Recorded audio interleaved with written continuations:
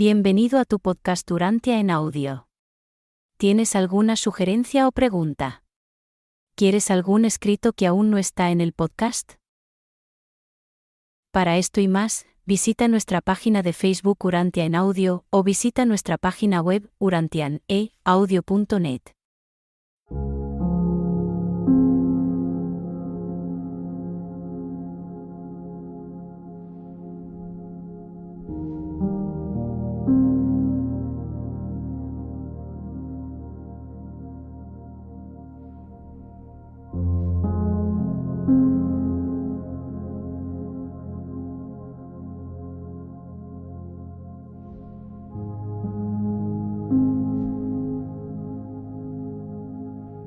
Escrito 144. En Gilboa y en la Decápolis. Pasaron los meses de septiembre y octubre retirados en un campamento apartado en las laderas del monte Gilboa. Jesús pasó el mes de septiembre aquí a solas con sus apóstoles, enseñándoles y formándoles en las verdades del reino. Había varias razones que justificaban este retiro de Jesús y sus apóstoles a un lugar aislado en las fronteras entre Samaria y la Decápolis. Los dignatarios religiosos de Jerusalén eran muy hostiles. Herodes Antipas mantenía todavía a Juan recluido en la cárcel, temiendo tanto ponerlo en libertad como ejecutarlo, mientras continuaba con la sospecha de que había algún tipo de vinculación entre Juan y Jesús.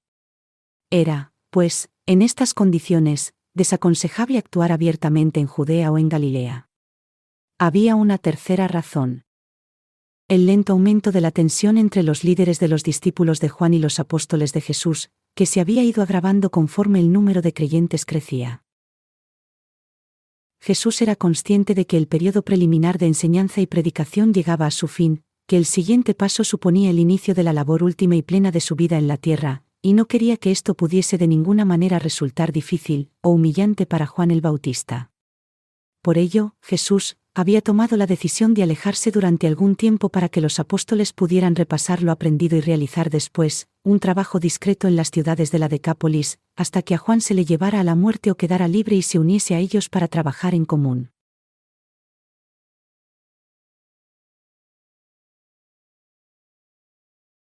¡1! El campamento de Gilboa. A medida que pasaba el tiempo, más crecía la devoción de los 12 hacia Jesús y más comprometidos estaban con la labor del reino. Su devoción era, mayormente, una cuestión de lealtad personal. No llegaban a entender las numerosas facetas de su enseñanza, como tampoco comprendían del todo la naturaleza de Jesús, ni el significado de su ministerio de gracia en la tierra. Jesús dejó bien claro a sus apóstoles que eran 3 las razones por las que se habían retirado a un lugar apartado. 1. Confirmar su entendimiento y fe del Evangelio del Reino. 2. Dejar que la oposición existente contra su obra en Judea y Perea se apaciguara. 3. Aguardar el destino que le deparaba a Juan el Bautista. Mientras estaban en Gilboa, Jesús les refirió a los 12 muchas cosas acerca de su vida temprana y experiencias en el monte Hermón. También les desveló algo de lo que sucedió en las colinas durante los 40 días inmediatamente posteriores a su bautismo. Y les encargó explícitamente que no dijeran nada a nadie sobre esto, hasta que no hubiese regresado al Padre. Durante esas semanas de septiembre descansaron, conversaron, recordaron sus experiencias desde que Jesús los llamó por primera vez al servicio, y se comprometieron de manera activa para aunar todo lo que el Maestro les había enseñado hasta entonces. En cierta medida, todos percibían que esta sería su última oportunidad de disfrutar de un descanso prolongado. Se percataron de que su próxima tarea pública en Judea o en Galilea señalaría el comienzo de la proclamación final del reino venidero, pero tenían poca o ninguna idea precisa en cuanto a cómo sería el reino cuando llegara. Juan y Andrés creían que el reino ya había venido. Pedro y Santiago pensaban que aún estaba por llegar. Natanael y Tomás confesaban, con franqueza, que estaban desconcertados. Mateo, Felipe y Simón Zelotes se encontraban inseguros y confusos al respecto. Los gemelos estaban felizmente ignorantes de la controversia, y Judas Iscariote permanecía callado, evasivo. Gran parte del tiempo, Jesús estaba solo en la montaña cercana al campamento. En ocasiones, se llevaba a Pedro, a Santiago o a Juan con él, pero con mucha frecuencia se marchaba a solas para orar o estar en comunión. Tras el bautismo de Jesús y los 40 días en las colinas de Perea, no sería muy apropiado considerar estos momentos de comunión con su Padre como oración, ni tampoco sería congruente considerarlos como adoración, si bien, sería totalmente correcto aludir a ellos como momentos de comunión personal con su Padre. A lo largo de todo el mes de septiembre, las charlas se centraron en el tema de la oración y de la adoración. Después de haber tratado de la adoración durante algunos días, Jesús, finalmente, dio su memorable discurso sobre la oración, respondiendo a la petición de Tomás. Maestro, enséñanos a orar. Juan había enseñado a sus discípulos una oración para hallar salvación en el reino venidero. Aunque Jesús nunca prohibió a sus seguidores que usaran la forma de orar de Juan, los apóstoles se percataron muy pronto de que su maestro no aprobaba del todo la práctica de orar usando fórmulas establecidas y ceremoniosas.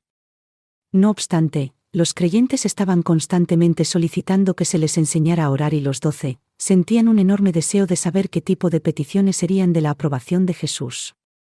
Y fue principalmente debido a esta necesidad de la gente común de aprender una forma sencilla de orar por lo que Jesús, en respuesta a esta solicitud de Tomás, accedió a sugerírsela. Jesús impartió esta enseñanza una tarde durante su tercera semana de estancia en el monte Gilboa.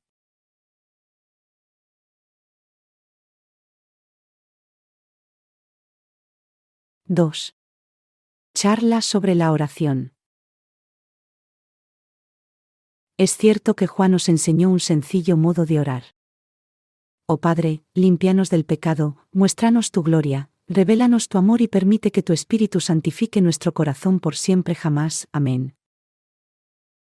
Os la impartió para que tuvieseis algo que enseñar a las multitudes. No pretendía que emplearais fórmulas establecidas que fuesen la expresión de vuestras propias almas cuando orarais. La oración es enteramente un modo personal y espontáneo de expresar la actitud del alma hacia el Espíritu. La oración debe ser comunión filial y manifestación fraternal. La oración, cuando está modelada por el Espíritu, nos lleva a progresar y a colaborar con Él. La oración ideal es una forma de comunión espiritual que conduce a la adoración inteligente. La verdadera oración es la actitud sincera de quien busca alcanzar el cielo para lograr sus ideales. La oración es el aliento del alma y debe llevaros a perseverar en vuestro intento por conocer la voluntad del Padre.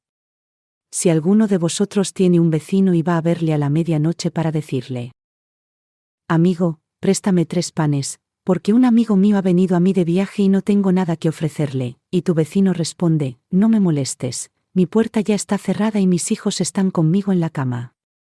No puedo levantarme a dártelo, pero perseveras, explicándole que tu amigo tiene hambre, y que no tienes comida que darle. Yo te digo que, aunque tu vecino no quiere levantarse para darte pan porque eres su amigo, no obstante, por tu inoportunidad se levantará y te dará todos los panes que necesites. Y si, entonces, con perseverancia se gana el favor de un simple mortal, imaginaos cuánto más logrará vuestra perseverancia en el Espíritu el pan de vida de las manos voluntariosas del Padre de los cielos. Por eso os digo de nuevo: pedid, y se os dará; buscad, y hallaréis; llamad, y se os abrirá.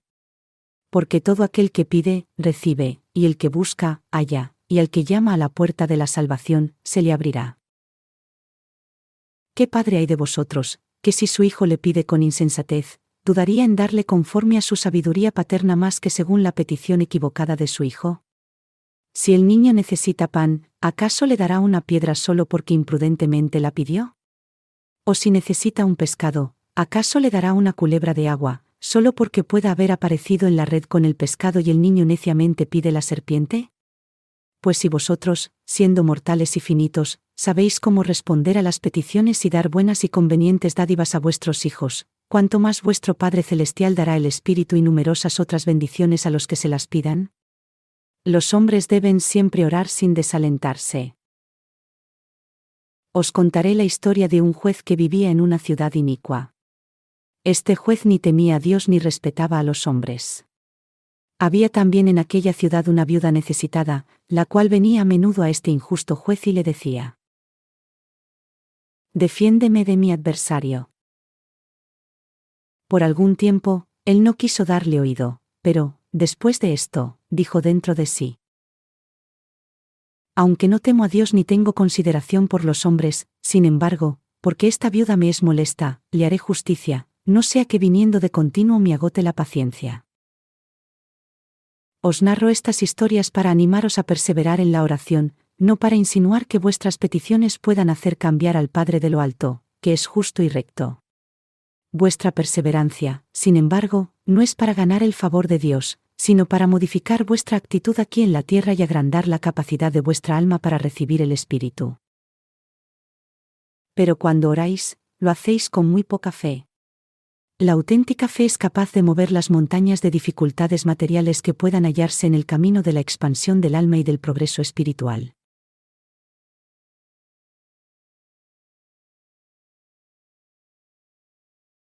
¡3! La oración del creyente. Pero los apóstoles no se quedaron aún satisfechos, deseaban que Jesús les diese una oración modelo para poder enseñársela a los nuevos discípulos. Tras escuchar esta charla sobre la oración, Santiago Cebedeo dijo: muy bien, maestro, pero querríamos una forma de orar, no ya para nosotros mismos sino para los nuevos creyentes, que con tanta frecuencia nos ruegan. Enseñadnos cómo orar al Padre de los cielos de la mejor manera. Cuando Santiago había terminado de hablar, Jesús dijo: si aún deseáis ese tipo de oración, os daré la que enseñé en Nazaret a mis hermanos y hermanas. Padre nuestro que estás en los cielos, santificado sea tu nombre. Venga tu reino, hágase tu voluntad, así en la tierra como en el cielo. Danos hoy nuestro pan para mañana. Reconforta nuestras almas con el agua de la vida. Y perdónanos nuestras deudas como nosotros también hemos perdonado a nuestros deudores.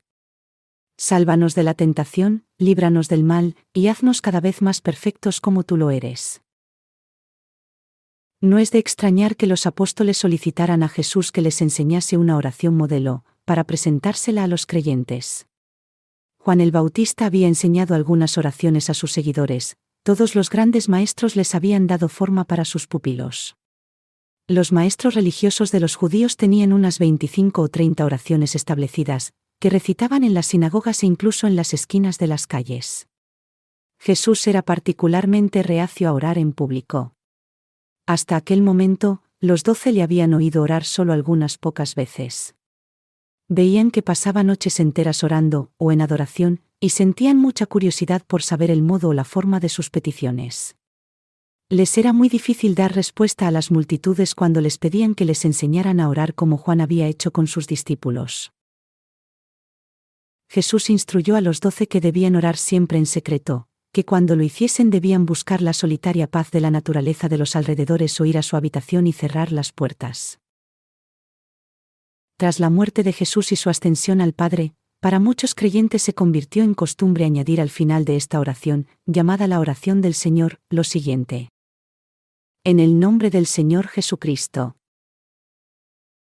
Aún más tarde, se perdieron 2 líneas en su copiado y se agregó además una cláusula: porque tuyo es el reino, el poder y la gloria, por siempre jamás.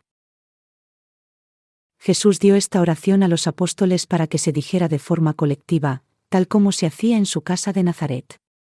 Nunca impartió ninguna oración sistematizada para que se orase de forma personal, sino solo peticiones que se emplearan a nivel de grupo, familia o reuniones sociales. E incluso así, nunca se prestó a hacerlo de forma voluntaria. Jesús enseñó que la oración para que fuera efectiva debía ser 1. Desinteresada, no solamente para uno mismo. 2. Creíble, conforme a la fe. 3. Sincera, honesta de corazón. 4. Inteligente, según la propia luz. 5. Confiada, en sumisión a la voluntad omnisapiente del Padre. Cuando Jesús pasaba noches enteras en la montaña en oración, lo hacía principalmente para pedir por sus discípulos, en particular por los 12. El Maestro oraba muy poco para sí mismo, aunque se sumía bastante en una adoración de entendimiento de su Padre del paraíso y de comunión con Él.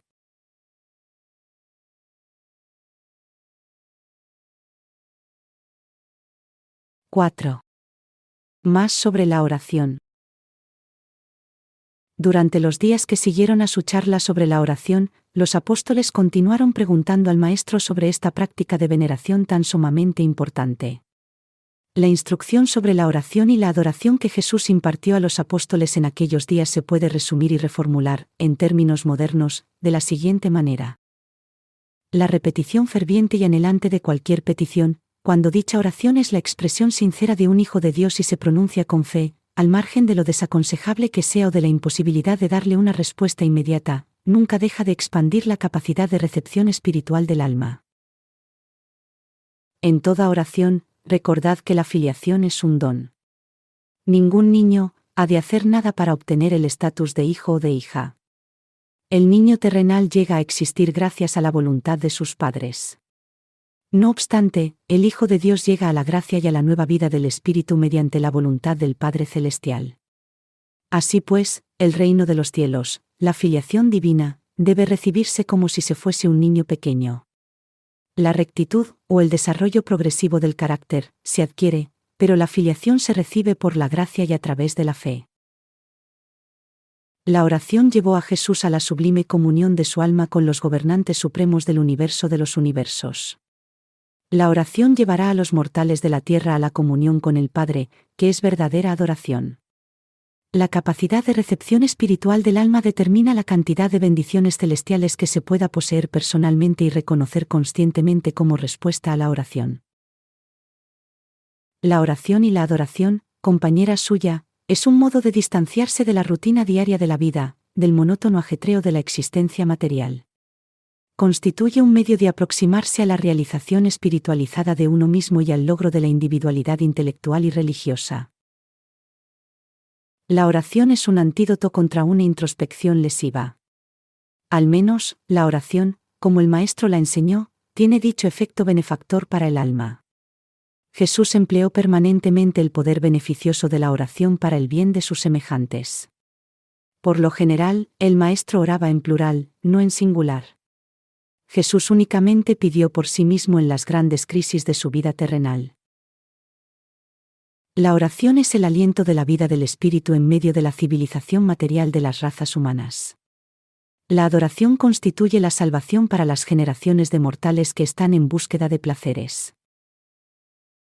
Orar puede semejarse a la recarga de las baterías espirituales del alma, por lo que la adoración puede compararse al hecho de sintonizar el alma para que sea capaz de captar las transmisiones del Espíritu Infinito del Padre Universal en el universo.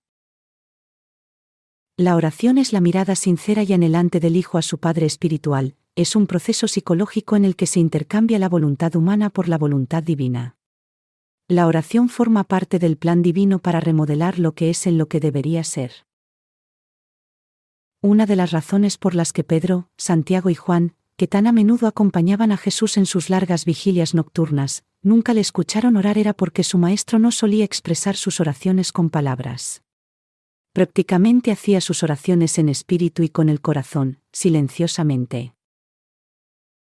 De todos los apóstoles, Pedro y Santiago eran los que más cerca estuvieron de comprender las enseñanzas del Maestro sobre la oración y la adoración.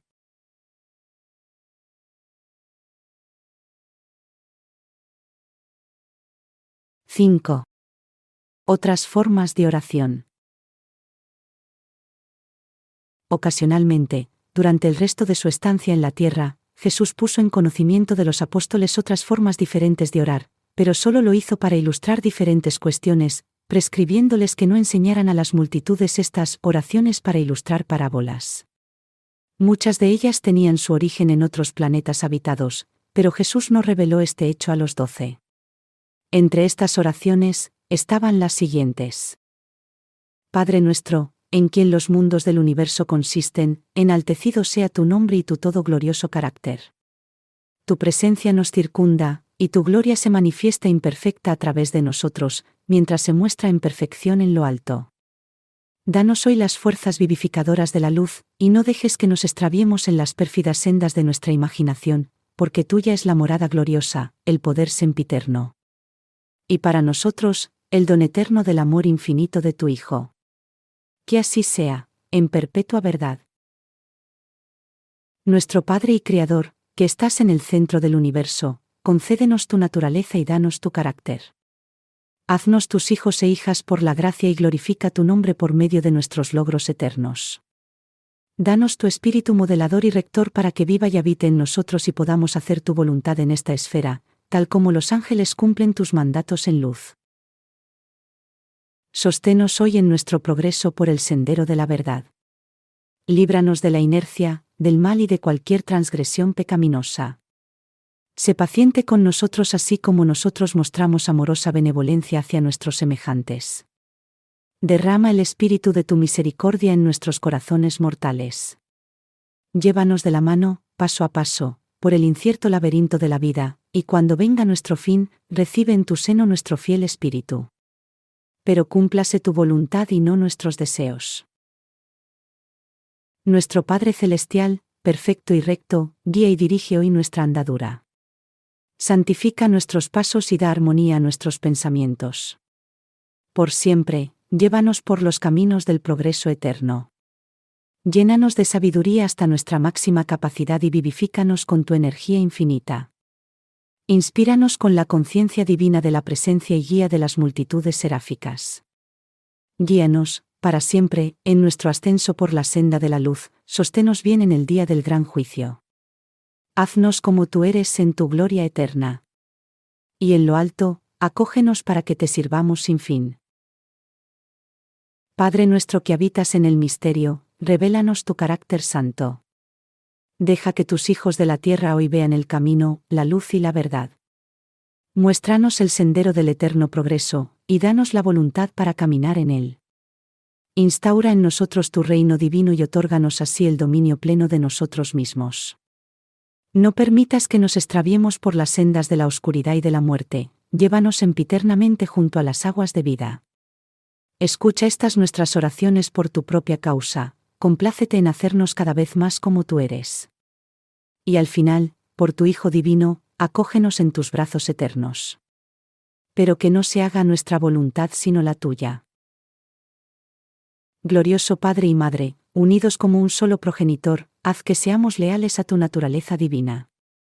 Obra para que tu propio ser viva de nuevo en nosotros y a través de nosotros, por el don y la dádiva de tu Espíritu Divino, manifestándote así imperfectamente en esta esfera mientras lo haces perfecta y majestuosamente en lo alto. Impártenos cada día el dulce ministerio de la hermandad y llévanos en cada momento por el sendero del servicio amoroso. Sé por siempre invariablemente paciente con nosotros así como nosotros mostramos tu paciencia en nuestros hijos. Danos la sabiduría divina que hace bien todas las cosas y el amor infinito que es generosamente benigno con todas las criaturas.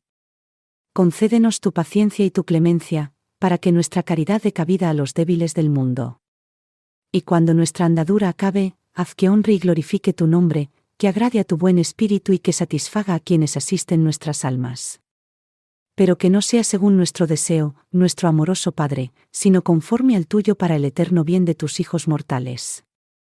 Que así sea. Nuestra fuente fiel en plenitud y centro todopoderoso, reverenciado y santificado sea el nombre de tu Hijo, en todo generosamente benigno. Tus dádivas y tus bendiciones han descendido sobre nosotros, fortalécenos para cumplir tu voluntad y obedecer tus mandatos. Danos en cada momento el sustento del árbol de la vida, revitalízanos cada día con las aguas vivas del río de la vida. Paso a paso, aléjanos de la oscuridad y llévanos a la luz divina. Renueva nuestras mentes por la acción transformadora del espíritu interior, y cuando por último nos llegue el fin como mortales, recíbenos en ti, y danos cobijo en la eternidad. Corónanos con las diademas celestiales del servicio fecundo, y glorificaremos al Padre, al Hijo y a la influencia santa. Que así sea, por todo un universo sin final. Padre nuestro que habitas en los lugares secretos del universo, sea tu nombre honrado, tu misericordia venerada y tu juicio respetado. Que el sol de la rectitud brille sobre nosotros al mediodía, en tanto que te suplicamos que guíes nuestros pasos descarriados en el crepúsculo. Llévanos de la mano por los caminos que tú mismo escojas, y no nos abandones cuando la senda sea ardua y las horas oscuras. No nos olvides tal como nosotros tantas veces te abandonamos y olvidamos. Pero sé misericordioso y ámanos como nosotros deseamos amarte a ti. Míranos con benevolencia y perdónanos con misericordia, como nosotros perdonamos en justicia a quienes nos afligen y hieren. Que el amor, la devoción y el ministerio de gracia del Hijo majestuoso nos proporcionen vida sempiterna con tu misericordia y amor interminables. Que el Dios de los universos nos otorgue la plenitud de su Espíritu. Danos la gracia de rendirnos a las directrices de este Espíritu. Por el ministerio amoroso de las fieles multitudes seráficas que el Hijo nos guíe y lleve hasta el término de la era. Haznos por siempre más y más semejantes a ti, y cuando llegue nuestro fin, recíbenos en el acogimiento eterno del paraíso. Que así sea, en el nombre del Hijo de gracia y para el honor y gloria del Padre Supremo. Aunque no estaban autorizados para exponer estas lecciones sobre la oración en sus enseñanzas públicas, todas estas revelaciones resultaron muy beneficiosas para sus experiencias religiosas a nivel personal. Jesús utilizó estos y otros modelos de oración como ilustraciones, para la instrucción privada de los 12, y se ha concedido un permiso específico para incluir estas 7 muestras de oraciones en la presente narración.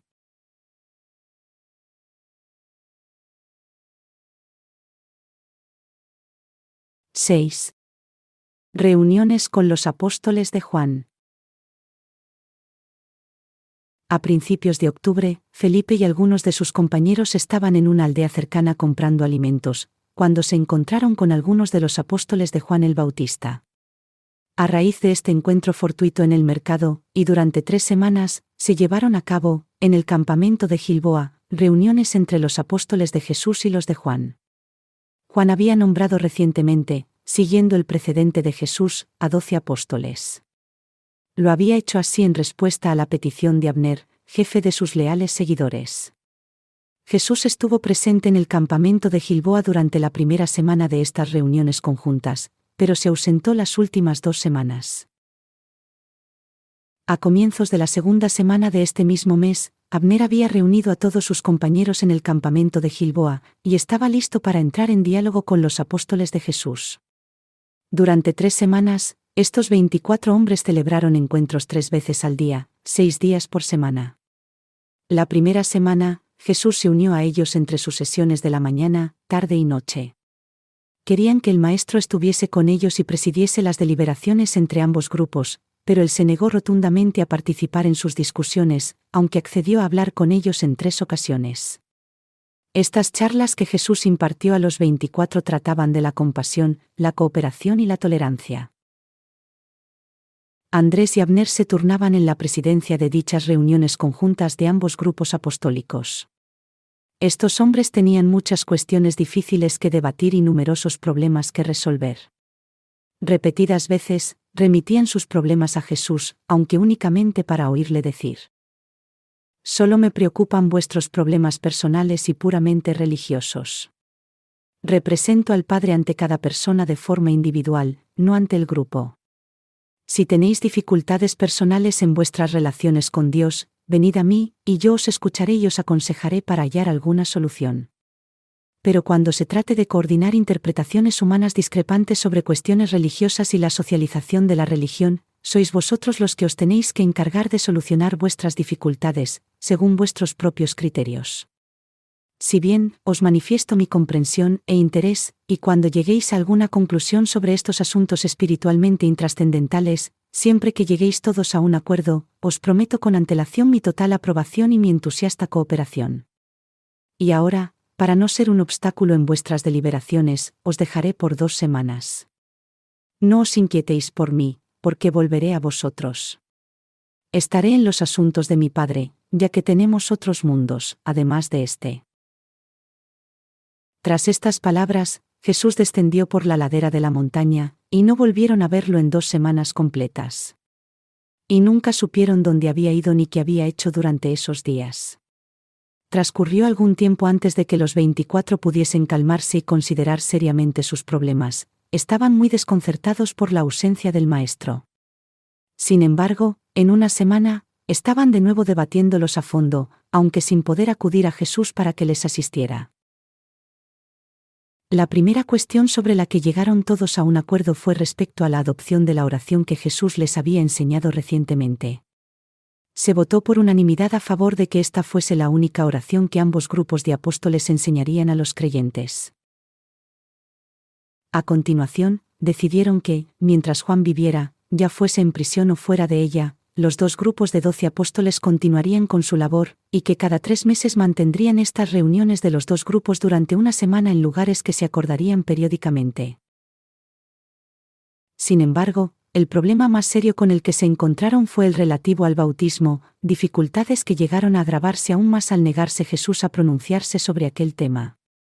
Por último, convinieron que mientras que Juan viviese o hasta el momento en el que todos ellos tomaran de forma conjunta otra decisión, solo los apóstoles de Juan bautizarían a los creyentes, y solo los apóstoles de Jesús instruirían finalmente a los nuevos discípulos. Por consiguiente, desde ese momento y hasta la muerte de Juan, 2 de los apóstoles de éste acompañaron a Jesús y sus apóstoles para bautizar a los creyentes, puesto que en asamblea se había votado por unanimidad que el bautismo se convertiría en el paso inicial necesario para demostrar la adhesión pública del creyente a los asuntos del reino. Se acordó después que, en el caso de la muerte de Juan, sus apóstoles se presentarían ante Jesús y se someterían a sus directrices, y no bautizarían de nuevo salvo por autorización de Jesús o de sus apóstoles. Y luego se votó que, en la eventualidad de la muerte de Juan, los apóstoles de Jesús comenzarían a bautizar con agua como símbolo del bautismo del Espíritu Divino. Se dejó a criterio propio si el arrepentimiento debía o no vincularse a la predicación del bautismo. Ninguna decisión al respecto tenía carácter vinculante para el grupo en su conjunto. Los apóstoles de Juan predicaban: arrepentíos y sed bautizados. Los apóstoles de Jesús proclamaban: creede, y sed bautizados. Y este es el relato del primer intento de los seguidores de Jesús, por coordinar labores dispares, consensuar diferencias de opinión, organizar tareas a nivel de grupo, regular ceremoniales públicos y socializar prácticas religiosas personales. Se examinaron numerosas otras cuestiones de menor importancia que se solucionaron por unanimidad. Durante estas 2 semanas, estos 24 hombres tuvieron una experiencia verdaderamente extraordinaria, al verse obligados a afrontar problemas y a resolver calmadamente sus dificultades sin Jesús. Aprendieron a discrepar, a debatir, a hacer valer sus argumentos, a orar y a zanjar sus diferencias, y en todo esto, a ser comprensivos con el punto de vista de la otra persona y ejercer al menos algún grado de tolerancia por las opiniones sinceras de los demás. En la tarde en la que se debatían por último los asuntos económicos, Jesús regresó, oyó sus deliberaciones, escuchó sus decisiones y dijo: estas son, pues, vuestras conclusiones, y asistiré a cada uno de vosotros a llevar a cabo el objetivo que os habéis fijado en vuestras mutuas decisiones. Juan fue ejecutado 2 meses y medio más tarde, y en todo este periodo, los apóstoles de Juan se quedaron con Jesús y los 12. Todos trabajaron juntos y bautizaron a los creyentes durante este tiempo de actividad en las ciudades de la Decápolis. El campamento de Gilboa se desmanteló el 2 de noviembre del año 27 después de Cristo.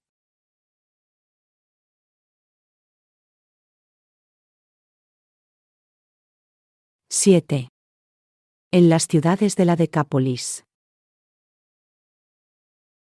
Durante los meses de noviembre y diciembre, Jesús y los 24 trabajaron discretamente en las ciudades griegas de la Decápolis, principalmente en Escitópolis, Gerasa, Avila y Gádara. En realidad, se trataba del final del periodo emprendido para asumir la labor y la organización religiosa de Juan. Siempre, la religión socializada de una nueva revelación ha de pagar las consecuencias de hacer concesiones a las formas y usos establecidos de la religión que le precedió, y a la que trata de rescatar. El bautismo fue el precio que los seguidores de Jesús tuvieron que pagar por contar entre ellos al grupo religioso de los seguidores de Juan el Bautista. Estos, al unirse a los seguidores de Jesús, renunciaron a casi todo salvo al bautismo con agua. Jesús impartió poca enseñanza pública en esta misión en las ciudades de la Decápolis. Pasó un tiempo considerable enseñando a los 24 y mantuvo muchas sesiones formativas de carácter extraordinario con los 12 apóstoles de Juan.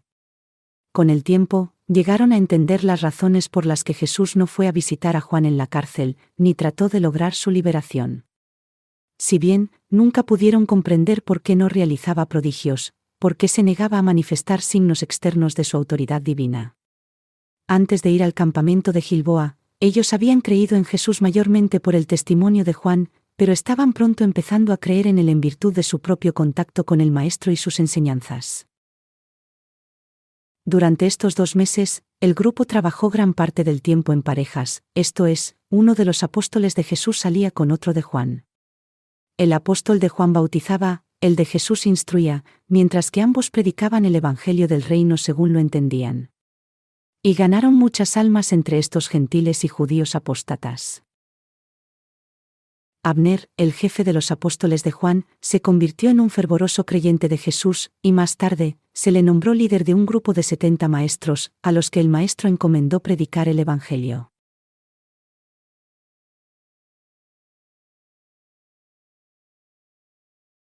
―8. En el campamento cercano a Pella. Durante la última parte del mes de diciembre, se fueron todos próximos al Jordán, cerca de Pella, en donde volvieron a enseñar y predicar. Tanto judíos como gentiles venían a este campamento para oír el Evangelio. Una tarde, mientras Jesús enseñaba a la multitud, algunos amigos cercanos a Juan le llevaron al Maestro, el último mensaje que llegaría a tener de Juan. Juan llevaba ya 1 año y medio en prisión, y la mayoría de este tiempo, Jesús había realizado su labor muy discretamente. No era extraño, pues, que a Juan le interesase saber acerca del reino. Los amigos de Juan interrumpieron las enseñanzas de Jesús para decirle: Juan el Bautista nos envía para que te preguntemos, ¿eres tú en verdad el libertador, o esperaremos a otro? Jesús hizo una pausa para responder a los amigos de Juan. Volved y decid a Juan que no se le ha olvidado. Id y haced saber a Juan lo que oís y veis, que se predica la buena nueva a los pobres. Y cuando habló otras cosas con los mensajeros de Juan, Jesús se volvió de nuevo a la multitud y les dijo: No penséis que Juan duda del evangelio del reino. Solo pregunta para aliviar las propias dudas de sus discípulos, que son también los míos. No es que Juan sea débil. Yo os pregunto a vosotros, ¿qué habéis oído a Juan predicar antes de que Herodes lo encarcelara? ¿Qué salisteis a ver en él? ¿Una caña sacudida por el viento? ¿Un hombre de ánimo variable y cubierto de vestiduras delicadas? Los que tienen vestiduras preciosas y viven en deleites están en las cortes de los reyes y en las mansiones de los ricos. Entonces, ¿qué salisteis a ver? ¿Un profeta? Sí, os digo, y más que profeta. De Juan está escrito: He aquí que yo envío mi mensajero delante de tu faz, el cual preparará el camino delante de ti. De cierto os digo, que entre los nacidos de mujeres no hay nadie más grande que Juan el Bautista, y sin embargo, el más pequeño en el reino de los cielos es mayor que él, porque ha nacido del Espíritu y sabe que se ha convertido en un hijo de Dios. Muchos de los que oyeron a Jesús ese día se sometieron voluntariamente al bautismo de Juan, profesando de este modo, públicamente, su entrada en el reino. Y los apóstoles de Juan permanecieron firmemente unidos a Jesús desde aquel día en adelante. Este hecho significó la verdadera unión de los seguidores de Juan y de Jesús. Una vez que los mensajeros conversaron con Abner, partieron hacia Maqueronte para contar todo esto a Juan, que con las palabras de Jesús y el mensaje de Abner, sintió un gran consuelo y vio su fe fortalecida. Esa tarde, Jesús continuó con sus enseñanzas, diciendo: Pero, ¿a qué compararé esta generación? Muchos de entre vosotros no recibiréis ni el mensaje de Juan ni mis enseñanzas. Sois semejantes a los muchachos que juegan en la plaza del mercado y gritan a sus compañeros, diciendo: Os tocamos flauta y no bailasteis, gemimos y no llorasteis. Y así con algunos de vosotros. Vino Juan que ni comía ni bebía y dijeron que tenía un demonio. Vino el Hijo del Hombre, que come y bebe, y dicen: Este es un hombre comilón y bebedor de vino, amigo de publicanos y pecadores. Verdaderamente, la sabiduría se ha acreditado por sus hijos. Parecería que el Padre de los cielos ha escondido algunas de estas verdades de los sabios y soberbios, y se las ha revelado a los niños. Pero el Padre hace todas las cosas bien, el Padre se revela al universo escogiendo su propia manera.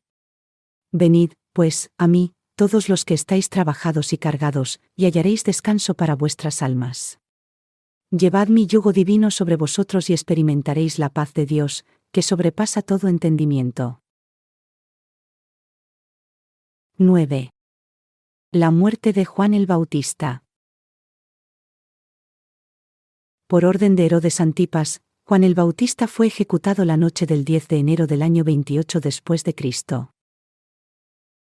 Al siguiente día, algunos de los discípulos de Juan, que habían ido a Maqueronte, se enteraron de su ejecución y yendo ante Herodes, pidieron su cuerpo, que depositaron en una tumba, enterrándolo más tarde en Sebaste, la tierra de Abner. Al otro día, el 12 de enero, se dirigieron al norte, al campamento de los apóstoles de Juan y Jesús cerca de Pella, y les dieron la noticia de la muerte de Juan.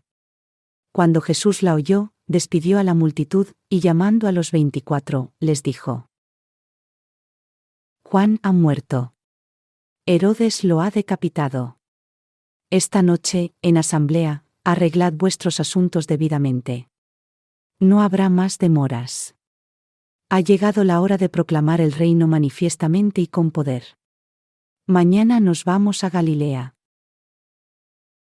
Así pues, el 13 de enero del año 28 después de Cristo, temprano por la mañana, Jesús y los apóstoles, acompañados por unos 25 discípulos, se encaminaron a Cafarnaúm y se alojaron esa noche en la casa de Zebedeo.